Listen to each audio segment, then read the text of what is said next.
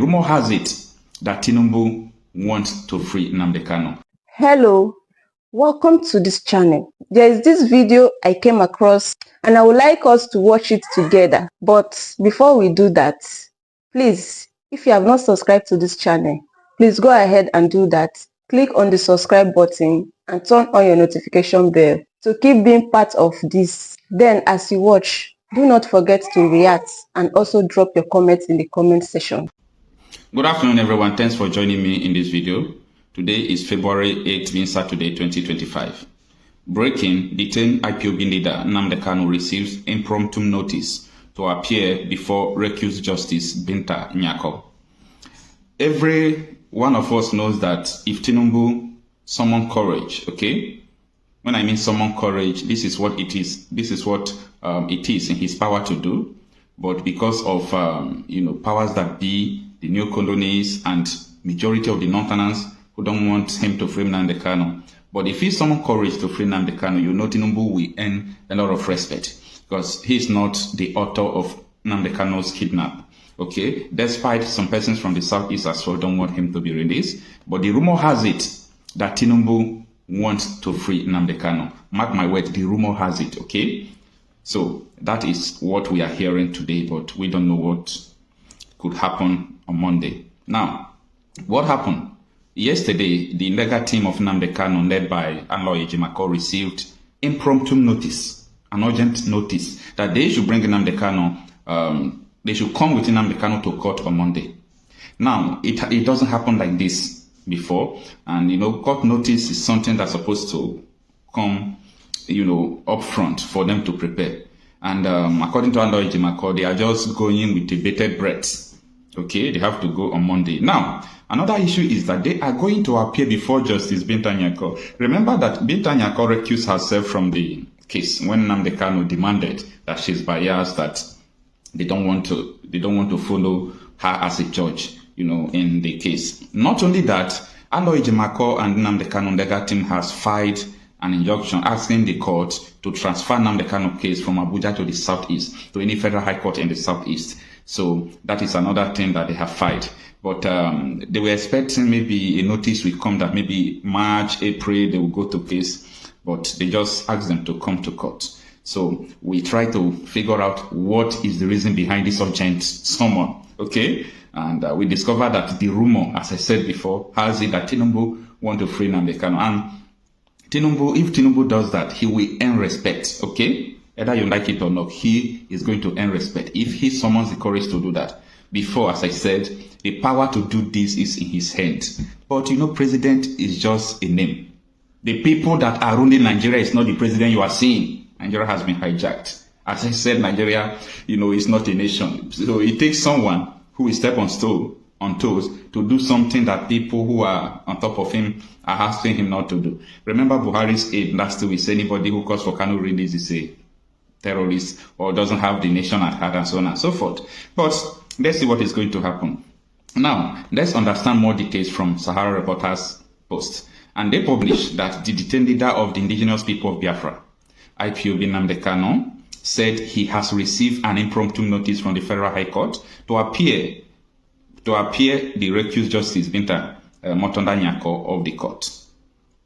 Kanu's special counsel Barrister Nyako made this known on Friday after the legal team and the IPOB leader's family concluded routine visitation with him. Ejimako said, "Our discussion centered on the surprising notice we received to appear in court with Nnamdi Kanu on Monday, 10th February 2025, which appear with a bated breath." Okay? Now, on 10th, as you know, it's next tomorrow. So this is not something we are talking far. We are just talking about next tomorrow, okay? As they are going with a bated breath, a lot of people will also be expecting with suspense. Now, it continues that Kanu's legal team, led by Ejimako, had filed an application before the court for the transfer of the suit, Mark FHC, that is Federal High Court Abuja, 38320. 15 from the Abuja division to any federal court division in the southeast state.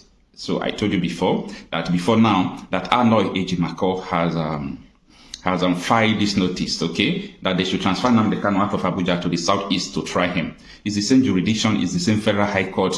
It is constitutional. So it's something that they ought to do. Now, let's continue.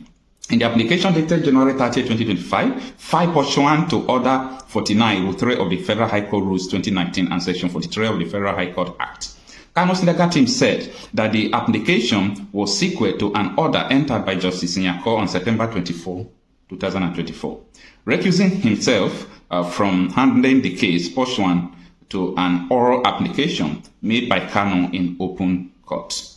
According to the team, we are reliably informed that the following the said recuser, Justice Nyako promptly sent the case file to your lordship for the purpose of reassigning it to another judge of the same Abuja division of the Federal High Court. However, it came to pass that your lordship was unable to reassign the case to another judge of the Abuja division because none of their lordship in the Abuja division agreed to take the case. In this way, leading the situation where your lordship has now sent the case back to Justice Binta Nyako, from whose court we received the hearing notice, sitting the matter down for hearing before his lordship on 10 of February 2025. So what this article is saying is that the lordship, the Chief Judge of the Federal High Court Abuja, after the negative of Nnamdi Kanu, asked him to give them another judge to handle the case. So they didn't see who take the case, okay? That is what the article is explaining. They didn't see who take the case. Maybe some persons are afraid to handle Nnamdi Kanu's case, because anybody handling Nnamdi Kanu's case, oh my goodness, you wouldn't understand. So just try to imagine who will have the guts. For example, now I know that Nnamdi Kanu don't really have case like that. If not, after 10 years, they are still trying him. You don't really have case like that. But come to imagine that who will be maybe the judge that will say Nnamdi Kanu, I sentence you to prison. That is why all of them are just running from the case. All of them are just running from the case. So the article continues, but for the purpose of our discussion, I think I should stop, the reading of the article here. So that is, we are still waiting, but we are not afraid of anything, because we know that normally Nnamdi Kanu is supposed not to be there. It is illegal to detain Nnamdi Kanu up till this moment, after he was kidnapped from Kenya and so on and so forth. Everybody knows the story, so the story is not what I'm going to, speak in a new form. Everybody knows the story. So all we are saying is that we'll be expecting that Kanu will be released this February.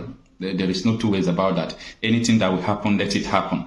If people will be stepped on, let people be stepped on. But the main point is this: let Nnamdi Kanu be released.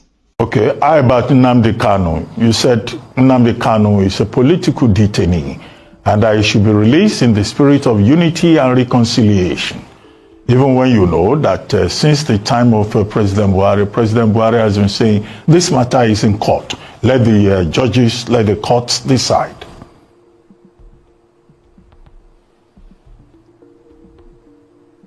Well, I know the Kanu has been there for so long. He's been to several courts on several occasions. They can't even agree on what to do.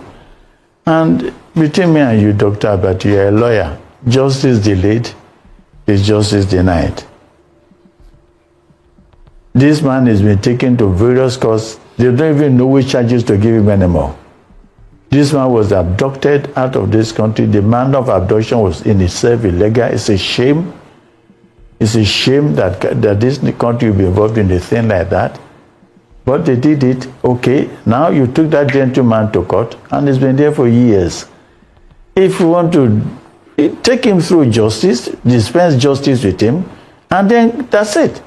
If you're going to jail him, jail him. If you're not going to jail him, let him go. What's the point of just keeping somebody there? And all of us Nigerians should be ashamed that we are being linked to this. In the turn, it's a shame. It's a shame. It's a shame that this is what we've turned this country to be. A Nigerian, a citizen, and you treat him like this in his own country. It's a shame. All progressive Nigerians should stand up and say this should stop. This shenanigans should stop. How long should we continue with this? If this man has committed any offense, sentence him. That's it. But if he hasn't, let him go. What is happening is wrong. It's wrong. To any right-thinking person, it is wrong. And Afenifere will continue to fight for whoever in such a position. That is what we are known for. We will fight against any injustice from wherever it is coming from. We'll fight against it. And Nnamdi Kanu is just there. We've been doing this. We've been doing this for years. We know it. It's a template. I don't want to start repeating over and over what we do. A fellow of mine, one of my friends came on the television and talked about sugar bar to you. I was personally involved. I was the special advisor to Lagos State Governor then when this matter happened.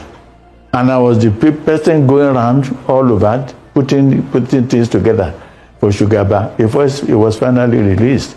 He was not a member of our party. No. Well, look, we won't let this happen. And exactly what is happening now. We stood up for Dele. We stood up for him. Dele is the Ajanoku kọjá olórí nǹkan fìrí tó bá rí ni kó sọ. That's Dele Faru to me. Ajanoku kọjá olórí nǹkan fìrí tó bá rí ni kó sọ. Whether Dele Faru to me is in Afenifere or any party, anywhere it could be in Nigeria, is the first to be reckoned with. He's made it. There's nothing anybody can do about it. But we are lucky, we are grateful that he's one of us. And we will stand with him through thick and thin. You haven't seen anything. We will stand by him. We stand for anybody that runs. You want to run foul them, run short them. Then we say no. We won't accept that. That's it. So Nnamdi Kanu, we stand by him. He must be released. He must be released. Okay. And we don't want to start. Oh, for Christ's sake, stop all this. For Christ's sake, one is getting it. Please, Dr. Abati, go on. Okay, I wanted to ask you, on the question of state police, you have sent proposals to the National Assembly. Yes. Have you also made attempts to approach President Tinubu or to send a formal opinion to him on the question of Nnamdi Kanu? No, we didn't go that far. But our position on it is known. We didn't go that far. Okay. We didn't go as much as writing letters. No, we didn't. Okay, because I just assume that it's not every communique that is published that the president will get a chance to read. Maybe you need that follow-up effort. If he doesn't read anything about Nnamdi Kanu, then he must find something good to read. Anyway. Thank you for watching this video. Please leave your contribution in the comment section and also do well to subscribe. I'll see you in my next video.